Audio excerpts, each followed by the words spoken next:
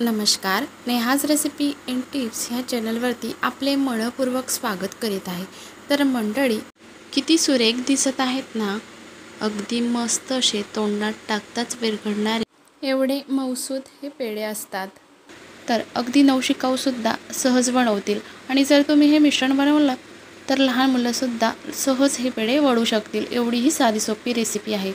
चला मग करूया बिना खवा केशरी पेढा। त्यासाठी साहित्य बघूया। 2 वाटी मिल्क पावडर घेतलेली आहे मी इथं, वजनाने पाव किलो आहे। त्यासोबतच अर्धा कप उकडून गार केलेलं दूध घेतलेलं आहे। फुल फॅट म्हशीचं दूध घेतलेलं आहे, गाईचं दूध घ्यायचं नाही। त्यानंतर 1 वाटी पिठी साखर घेतलेली आहे, वजनाने 75 ग्राम। 2 ते 3 टेबलस्पून साजूक तूप घेतलेलं आहे आणि 20 मिनिटं अगोदर काही केशराच्या काड्या गरम दुधामध्ये भिजत घातलेल्या होत्या। तर असं 1 वाटी केशराचं दूध घेतलेलं आहे। सजावटीसाठी आपल्याला इथे लागणार आहे पिस्ता आणि काही केशराच्या काड्या। तर अशा पद्धतीने सर्व हे आपलं कंदी पेढ्यांसाठी साहित्य घेतलेलं आहे। चला तर मग आता पेढे बनवायला सुरुवात करूया।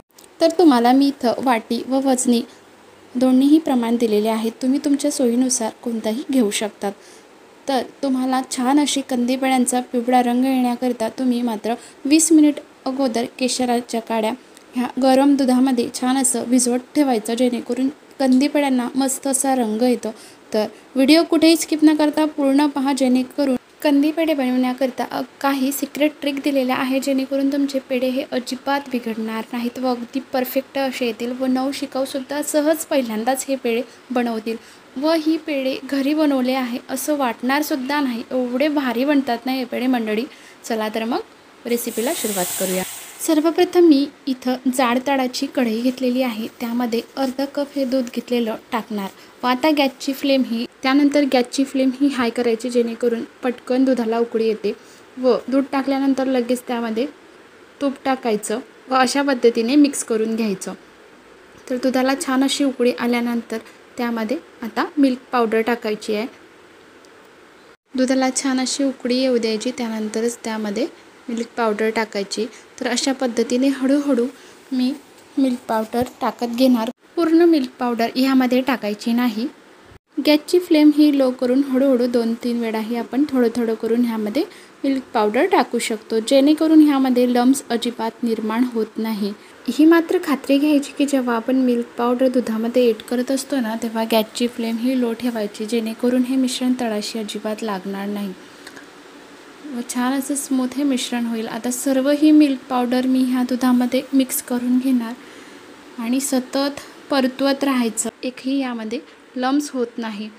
तर अशा पद्धतीने फक्त मात्र ही काळजी घ्यायची की हात न थांबवता हे मिश्रण ढवळत राहायचं आहे, जेणेकरून तळाशी लागणार नाही आणि गॅसची फ्लेम ही लो ठेवायची आहे। व तुम्ही बघू शकता कन्सिस्टन्सी आता थिक होत आहे मिश्रणाची अशा पद्धतीने। तर तुम्हाला एकूण किती वेळ लागला तेही सांगेल मी। केसर दूध ॲड करत आहे। ह्या स्टेजला जेव्हा मिश्रण असं घट्ट होतं ना, त्यानंतर त्यामध्ये केशराचं दूध टाकायचं आहे। एकूण पाऊण कप इथं मी दूध घेतलेलं आहे, केशराचं 1 वाटी दूध आणि त्यानंतर उरलेले दूध हे मिल्क पावडरमध्ये ॲड केलं असं। त्यानंतर सर्व ह्यातील गुठळ्या मोडून घ्यायच्या आहे व पूर्णपणे असं एकजीव करून घ्यायचं आहे हे मिश्रण। आणि बघा अशा पद्धतीने हात न थांबवता छान असं मिक्स करत राहायचं आहे। आणि अशा स्टेजला बघा अतिशय पातळही नाही व घट्टही नाही, अशा पद्धतीने हे मिश्रण झालेलं आहे। आता आपल्याला ह्यामध्ये पिठी साखर ॲड करायची आहे। तर शक्यतो पिठी साखर टाकायची, म्हणजे मग ती पटकन विरघळली जाते। आणि बऱ्याचदा काय होतं, आपण अख्खी साखर घातली ना तर ती सहज लवकर विरघळत नाही, म्हणून शक्यतो पिठी साखरच टाकायची। साखर घालूया, त्यानंतर गॅस लो केलेला आहे, त्यानंतर पूर्णपणे मिक्स करून घ्यायचं आहे। तर साखरेला उष्णता मिळाली आहे, त्याकारण बघा असं पातळ हे मिश्रण होतं आणि गॅसची फ्लेम ही लो ठेवायची आणि छान असं मस्त मिक्स करत राहायचं। तर आता याला मंद आचेवर छान असं परतत राहायचं आहे, जोपर्यंत हे मिश्रण घट्ट होऊन याचा गोळा तयार होत नाही। मंद आचेवर 4 ते 5 मिनिट हे मिश्रण मी परतलं आहे। तर आता ह्या मिश्रणाची कन्सिस्टन्सी तुम्ही पाहू शकता, अतिशय पातळही नाही, फक्त ह्यावरती जो ओलसरपणा आहे ना तो कमी झालेला आहे अशा पद्धतीने। असं हलवत असताना हाताला जर हे मिश्रण जड लागतं ना, म्हणजे समजून जायचं की आपलं हे मिश्रण झालेलं आहे. तर आता गॅसची फ्लेम बंद करणार व हे सर्व मिश्रण एका ताटामध्ये काढून थंड करून घेणार. तर एक 15 ते 20 मिनिट छान असं मी ह्या मिश्रणाला असंच ठेवून मस्त असं गार करून घेतलेलं आहे. तर तुम्ही पाहू शकता मिश्रणाची कन्सिस्टन्सी मस्त अशी घट्ट झालेली आहे. तर आता असं छान पेढे वडून घेऊ शकतात. तर तुम्ही असेच पेढे वडले आणि जर तुम्हाला वरून सुकल्यासारखं वाटलं ना, तर तुम्ही लगेच हे पीठ छान असं हाताने मळून घेऊ शकतात व त्यानंतर छान असे मस्त तुडतुडीत आपले पेढे येतात. अगदी बेकरीसारखे. अगदी लहान मुलांनासुद्धा तुम्ही हे मिश्रण दिलं आणि सांगितले की पेढे बनवा, तर अगदी सहज हे पेढे लहान मुलं देखील बनवू शकतील. हे बघा, आता हे सर्व मिश्रण मी मस्त असं मळून घेतलं आहे. मस्त असा खव्याचा पेढा दिसतो तसं हे मिश्रण दिसत आहे ना. कोणी म्हणेल का की न खवा एड करता हे पेढे बनले आहेत. चला तर मग आता पेढे बनवायला सुरुवात करूया. तर आपल्याला हवे त्या आकारामध्ये आपण हे पेढे बनवू शकतो, लहान किंवा मोठ्या आकारामध्ये. तर असं बघा, असा मीडियम आकाराचा मी इथं गोळा घेतलेला आहे बघा आणि त्याने छान असा पेढा वडून घेणार. बघा किती मस्त असा तुडतुडीत हा पेढा आलेला आहे. काय अवघड आहे? काहीच नाही. फक्त मिल्क पावडर, दूध आणि साखरेपासून मस्त असा अगदी बेकरी स्टाईल इन्स्टंट केशरी पेढा तयार झालेला आहे. तर अशाच पद्धतीने तुम्हाला दुसरा पेढाही वडून दाखवते. बघा किती मस्त असं टेक्स्चरसुद्धा आलेलं आहे ना. अगदी खव्याच्या पेढ्याला असतात हलके हलके क्रॅक्स, तसे क्रॅक्ससुद्धा आलेले आहेत. अगदी आपण बाहेरून आणतो ना तसेच हे पेढे लागतात. तर अशाच पद्धतीने सर्व हे पेढे मी तयार करून घेणार. इथं हे आपले सर्व पेढे वडून तयार झालेले आहेत. काय मस्त दिसत आहेत ना मंडळी. किती मस्त असे क्रॅक्ससुद्धा आलेले आहेत अगदी खव्याच्या पेढ्यांसारखे. तर सर्व हे पेढे झाल्यानंतर आता छान असं यांना गार्निश करणार.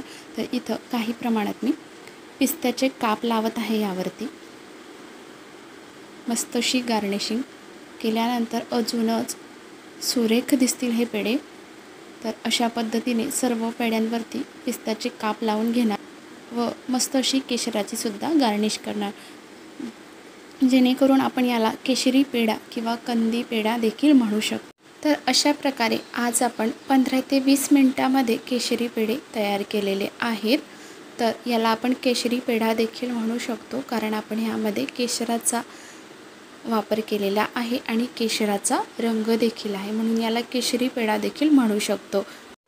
आणि चवीला इतका मस्त पेढा होतो ना, खूप छान होतो. तर साखरेचं प्रमाण तुम्ही ह्यामध्ये थोडं वाढवू शकता. इथं मी जास्त गोड पेढे केलेले नाहीत, कारण पेढा हा कमी गोडच छान लागतो आणि त्याची जी खरी चव आहे ना ती मिल्क पावडरमध्येच असते, म्हणून साखरेचं प्रमाण कमीही केलं तर काहीही हरकत नाही. कधी कधी असं होतं, एकतर होतच नाही, कारण जो सांगितलेला टायमिंग आहे त्यावरती जर तुम्ही हे कंदी पेढे बनवले ना तर अगदी परफेक्ट बनतील. आणि जेणेकरून कधी कधी असं झालं की मिश्रण तुम्हाला पातळ वाटत आहे झाल्यानंतरही, एकतर साखर टाकल्यानंतर लगेच 4 मिनिटानंतर गॅसची फ्लेम ही बंद करून द्यायची व तुम्हाला तरीही हे मिश्रण पातळ वाटत आहे तर तुम्ही मिश्रण ताटामध्ये काढून त्यामध्ये मिल्क पावडर ॲड करू शकतात. किंवा अतिशय कोरडं वाटत असेल तर तुम्ही त्यामध्ये गरम दूध थोडं ॲड करून छान असं हे मिश्रण मळून घेऊ शकतात. किंवा तुम्हाला वाटत असेल की हे मिश्रण अजून पातळ आहे कढईमध्ये असताना, तेव्हासुद्धा त्यामध्ये तुम्ही अजून थोडी मिल्क पावडर ॲड करू शकतात. तर ह्या पद्धतीने सुद्धा मिश्रण छान असं घट्ट होत असते. तर अशा पद्धतीने नेहमीप्रमाणेच माझी ही साधी सोपी रेसिपी आहे. तुम्हाला कशी वाटली कमेंट्स करून नक्की कळवा. त्यासोबतच व्हिडिओ आवडल्यास माझ्या चॅनलला लाईक, शेअर आणि सबस्क्राईब करायला मात्र विसरू नका. परत भेटूया एका नवीन रेसिपीसोबत. तोपर्यंत नमस्कार.